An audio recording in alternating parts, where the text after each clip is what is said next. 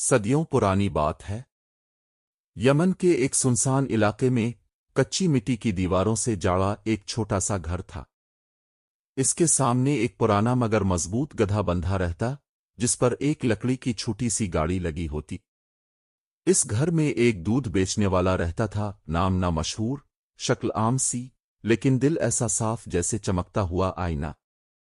صبح ہوتے ہی وہ اپنی پرانی کٹوری سے گائے کا دودھ ناپتا اور ہر بوتل کو برابر تول کر گدھے پر رکھ دیتا۔ پھر بسم اللہ پڑھ کر نکل جاتا یمن کی ان گلیوں کی طرف جہاں لوگ اس کی امانت کو پہچانتے تھے۔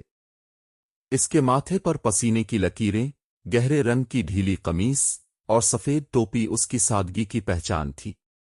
وہ چھوٹے گھروں کے دروازے کھٹکھٹاتا، مسکرا کر سلام کرتا اور بولا کرتا، یہ رہا خالص دودھ۔ جیسا وعدہ تھا ویسا ہی ناپ کر دیا ہے۔ بچے اس کی گاڑی کے گرد گھومتے اور کچھ بوڑھے اس کی تعریفوں میں کہتے، اللہ تجھے برکت دے، تاؤ آج بھی وہی ایماندار ہے جیسا برسوں پہلے تھا۔ مگر اس کی بیوی، اس کا دل اس جیسا نہ تھا۔ وہ اکثر کہتی، دنیا بدل گئی ہے، لوگ پانی ملاتے ہیں، منافع کمانا سیکھو۔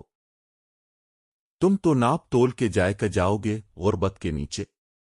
وہ خاموشی سے سنتا، لیکن زبان سے صرف اتنا کہتا، جتنا رزق اللہ نے لکھا ہے اتنا ہی کافی ہے، حرام میں سکون نہیں ہوتا۔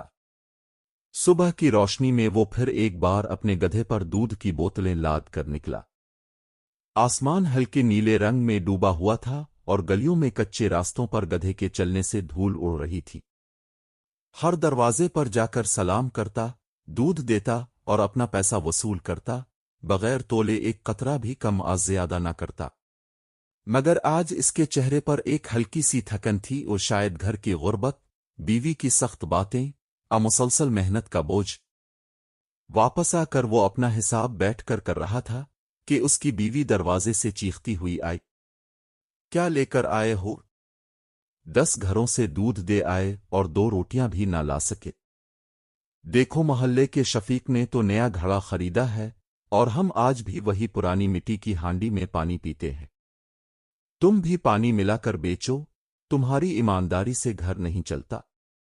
دودھ والے نے ایک لمحے کو اسے دیکھا، اس کے غصے سے بھرے چہرے کو، اس کے کپ کپاتے ہونٹوں کو، اور پھر نیچے نگاہ جھکاتے ہوئے بولا، بیوی، اللہ کا شکر ادا کرو، کم ہے مگر حلال ہے۔ لوگ جو زیادہ کماتے ہیں ان کے گھروں میں چین نہیں۔ ہمارے پاس جو ہے وہ کسی پر احسان نہیں، اللہ کی طرف سے ہے۔